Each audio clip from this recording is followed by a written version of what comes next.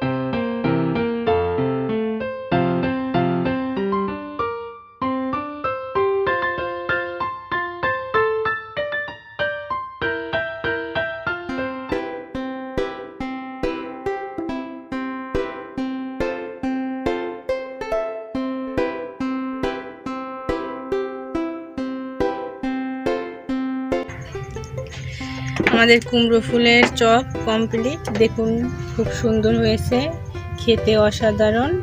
আপনারা চাইলে বাসায় বসে ট্রাই করে দেখতে পারেন, খুবই খেতে মজা। বিকালের নাস্তা আমাদের। এখন আমরা পরিবেশন করব। আর অবশ্যই আমাদের রেসিপিটা যদি ভালো লেগে থাকে আপনারা সাবস্ক্রাইব করবেন, লাইক কমেন্ট করে আমাদের সাথে থাকুন।